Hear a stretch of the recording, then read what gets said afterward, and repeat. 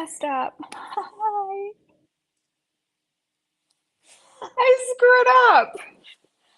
My internet hasn't been working upstairs very well, and so I had to do it downstairs this morning, and I did it from my phone, and there's a button you have to hit to make it widescreen, and it won't let me hit it once I'm live. It says orientation selection cannot change once live, um, so I'm gonna struggle to see comments and my daughter had her baby boy today at 3:14 by emergency C-section. Please pray. Oh, baby ropes. Oh, thanks, Sarah. But I'm like, hi, good morning. Hi, welcome to Devotions. Are you ready to enjoy some Bible reading? Professional YouTuber. Yeah, oh well. It'll be okay. I'll just lean back a little with my Bible. It can't even adjust so that you can see me. But you don't need to see me, you just need to hear me. So everybody just close your eyes and enjoy the word together. Okay. April 3rd, Shechem's revolt against Abimelech. Judges 9:22 through 57. After Abimelech had ruled over Israel for 3 years, God sent a spirit that stirred up trouble between Abimelech and the leading citizens of Shechem, and they revolted. God was punishing Abimelech for murdering Gideon's 70 sons, and the citizens of Shechem for supporting him in this treachery of murdering his brothers. The citizens of Shechem set an ambush for Abimelech on the hilltops and robbed everyone who passed that way. But someone warned Abimelech about their plot. One day, Gaal, son of Ebed, moved to Shechem with his brothers and gained the confidence of the leading citizens of Shechem. During the annual harvest festival at Shechem, held in the temple of the local god, the wine flowed freely, and everyone began cursing Abimelech. Who is Abimelech? Gaal shouted. He's not the true son of Shechem, so why should we be his servants? He is merely a son of Gideon, and this Zebul is merely his deputy. Serve the true sons of Hamor, the founder of Shechem. Why should we serve Abimelech? If I were in charge here, I would get rid of Abimelech. I would say to him, get some soldiers and come out and fight. But when Zebul, the leader of the city, heard what Gaal was saying, he was furious. He sent messengers to Abimelech in Arumah, telling him, Gaal, son of Ebed, and his brothers have come to live in Shechem, and now they are inciting the city to rebel against you. Come by night with an army and hide out in the fields. In the morning, as soon as it is daylight, attack the city. When Gaal and those who are with him come out against you, you can do with them as you wish. So Abimelech and all of his men went by night and split into 4 groups, stationing themselves around Shechem. Gaal was standing at the city gates when Abimelech and his army came out of hiding. When Gaal saw them, he said to Zebul, look, there are people coming down from the hilltop. Zebul replied, it's just the shadow on the hills it's just the shadows on the hills that look like men. But again, Gaal said, no, people are coming down from the hills, and another group is coming down the road past Diviner's Oak.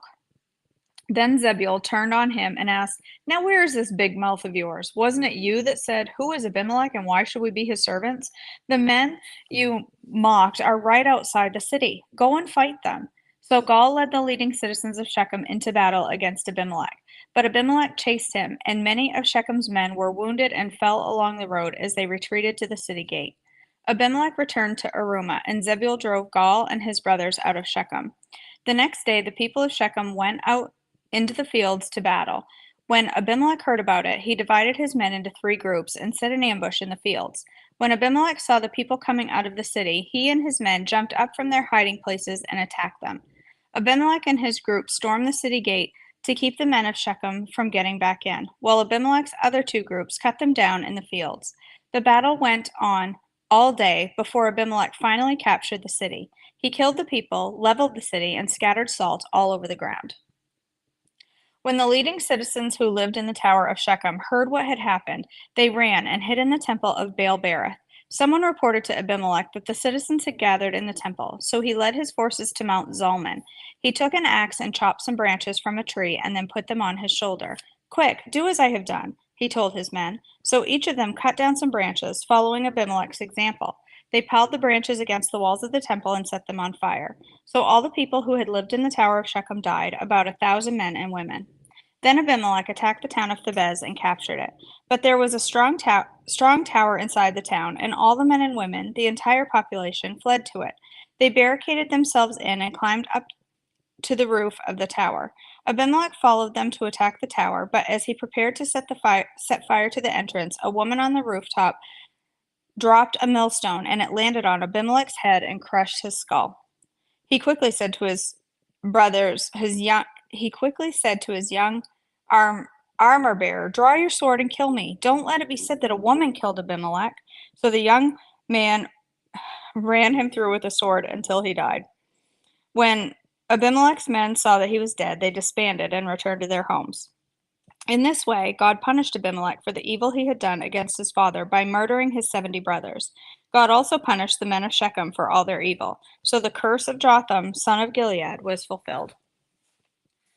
Tola becomes Israel's judge. Judges 10:1-2. After Abimelech died, Tola, son of Puah, son of Dodo, was the next person to rescue Israel. He was from the tribe of Issachar, but lived in the town of Shamir in the hill country of Ephraim.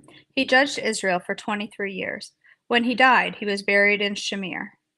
Jair becomes Israel's judge. Judges 10:3-5.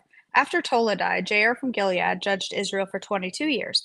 His 30 sons rode around on 30 donkeys, and they owned 30 towns in the land of Gilead, which are still called the towns of Jair. When Jair died, he was buried in Canaan. The Ammonites oppress Israel. Judges 10:6-18. Again, the Israelites did evil in the Lord's sight. They served the images of Baal and Ashtoreth and the gods of Aram, Sidon, Moab, Ammon, and Philistia.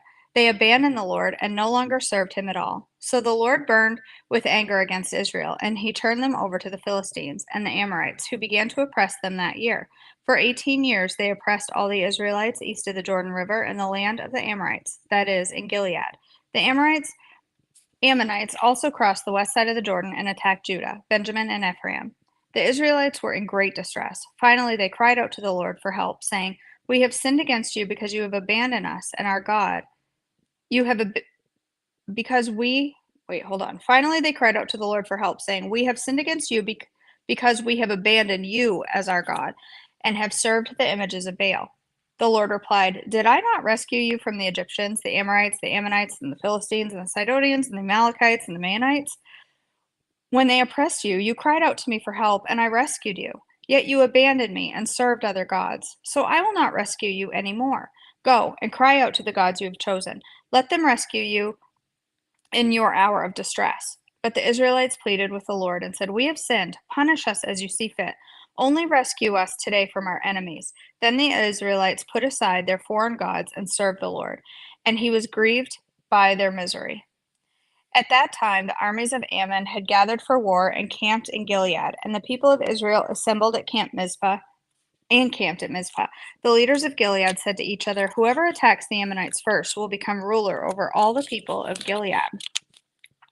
Jephthah becomes Israel's judge. Judges 11:1-28. Now Jephthah of Gilead was a great warrior. He was a son of Gilead, but his mother was a prostitute. Gilead's wife also had several sons, and when these half-brothers grew up, they chased Jephthah off the land. "You will not get any of our father's inheritance," they said, "for you are the son of a prostitute." So Jephthah fled from his brothers and lived in the land of Tob. Soon he had a band of worthless rebels following him. At about this time, the Ammonites began their war against Israel. When the Ammonites attacked it, the elders of Gilead sent for Jephthah in the land of Tob. The elders said, "Come and be our commander. Help us fight the Ammonites." But Jephthah said to them, "Aren't you the ones who hated me and drove me from my father's house? Why do you come to me now when you're in trouble?" "Because we need you," the elders replied. "If you lead us in battle against the Ammonites, we will make you a ruler over all the people of Gilead." Jephthah said to the elders, "Let me get this straight. If I come with you and the Lord gives me victory over the Ammonites, will you really make me ruler over all the people?" "The Lord is our witness," the elders replied. "We promise to do whatever you say." So Jephthah went with the elders of Gilead, and the people made him their ruler and commander of the army. At Mizpah, in the presence of the Lord, Jephthah repeated what he had said to the elders. Then Jephthah sent this message to the king of Ammon, asking, "Why have you come out to fight against my land?" The king of Ammon answered Jephthah's messengers, "When the Israelites came out of Egypt, they stole my land, and the Arnon River to the Jabbok River, and all the way to the Jordan. Now then, give back the land peaceably." Jephthah sent this message back to the Ammonite king. This is what Jephthah says: Israel did not steal any land from Moab or Ammon. When the people of Israel arrived at Kadesh on their journey from Egypt after crossing the Red Sea, they sent messengers to the king of Edom asking for permission to pass through his land, but their request was denied. Then they asked the king of Moab for similar permission, but he wouldn't let them pass through either, so the people of Israel stayed at Kadesh. Finally, they went around Edom and Moab through the wilderness. They traveled along Moab's eastern border and captured the other side of the Arnon River, but they never once crossed the Arnon River into Moab, for the Arnon was the border of Moab. Then Israel sent messengers to King Sihon of the Amorites, who ruled from Heshbon, asking permission to cross through the land to get to their destination. But King Sihon didn't trust Israel to pass through his land. Instead, he mobilized his army at Jahaz and attacked them. But the Lord, the God of Israel, gave his people victory over King Sihon. So Israel took control of all the land of the Amorites who lived in that region, from the Arnon River to the Jabbok River, and from the eastern wilderness to the Jordan. So you see, it was the Lord, the God of Israel, who took away the land from the Amorites and gave it to Israel. Why then should we give it back to you? You keep whatever your god Chemosh gives you, and we will keep whatever the Lord gives us. Are you any better than Balak, son of Zippor, king of Moab? Did he try to make a case against Israel for disputed land? Did he go to war against them? Israel has been living here for 300 years, inhabiting Heshbon and its surrounding settlements, all the way to Aroer and its settlements, and in all the towns along the Arnon River. Why have you made no effort to recover it before now? Therefore, I have not sinned against you.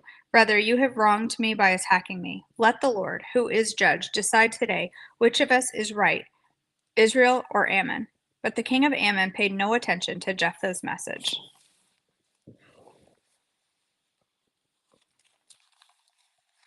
Okay. All right, we are on page 111 of our poetry book. This one is titled Must Be Love. This must be love, friend. This must be love, friend. This must be love, friend. The blessings of Abraham he's given to you. He died upon Calvary to set you free. Jesus said it's finished. Death no longer reigns. Jesus gave the keys to life forevermore. Now open up the door. The good news tells the end. The love of Jesus wins. April 23, 2003. All right. Let me see if I can see this chat. I might have to flip my phone, and I don't know what it's going to do to the picture. I don't know. It just got even closer. Now I can see the picture a little. So let me go back I can see the chat.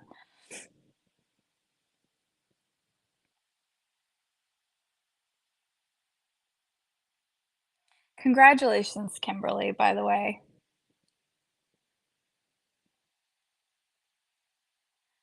It's a jumper, Mallory. Asking prayer for myself. Pray that I can get rid of this crud. I have to have a chest x-ray on chest today to see what is happening. My oxygen level has been staying low. Oh, I'm sorry, Donna. We will be praying for you.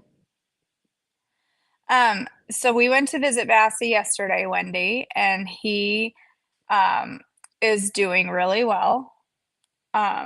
He he was yanking so hard on the leash to come see us, right across his. I mean, he's got an incision from here to here. It's like whole neck. Like it's a long incision on his throat.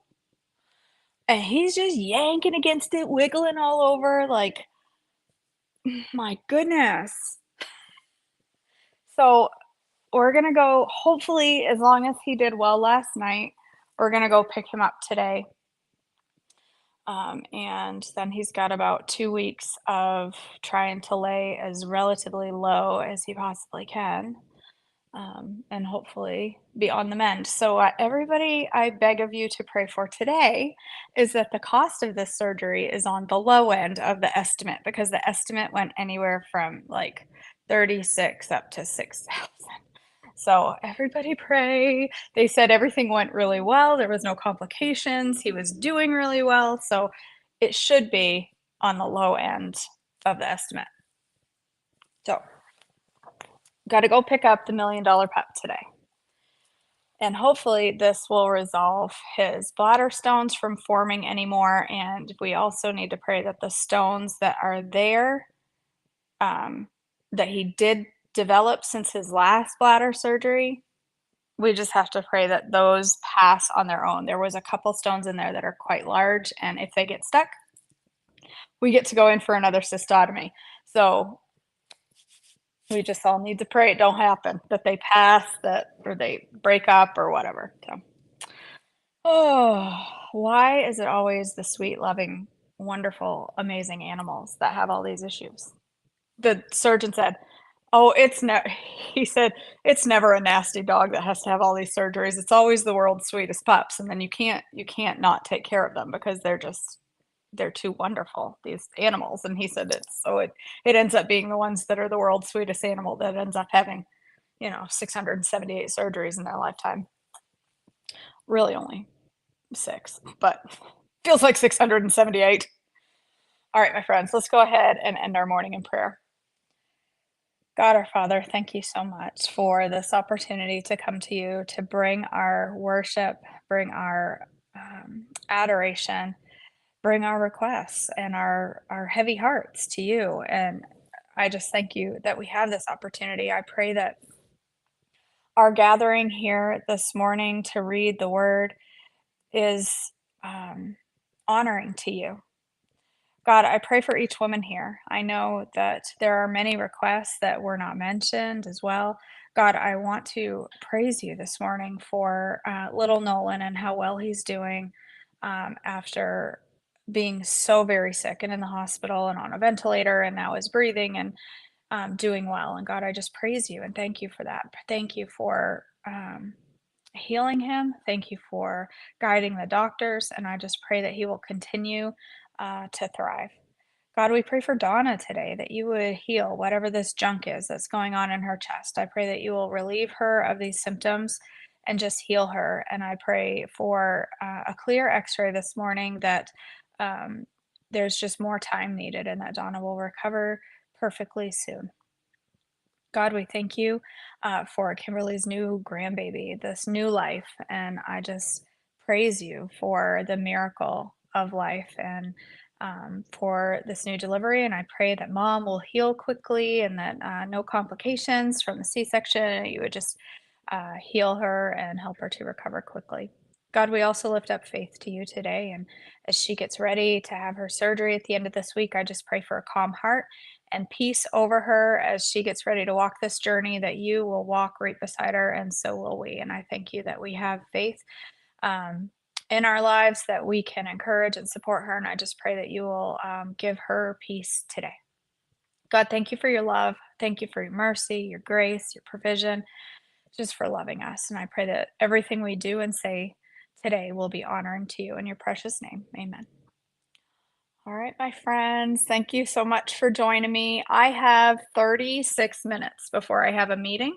So that's time enough for breakfast. I don't have any idea. Probably the next 6 minutes I'll spend figuring out what I'm going to cook, and then we'll have breakfast. I'll go live in just a minute. I love you all. Thanks for joining me this morning, and I'll see you at breakfast.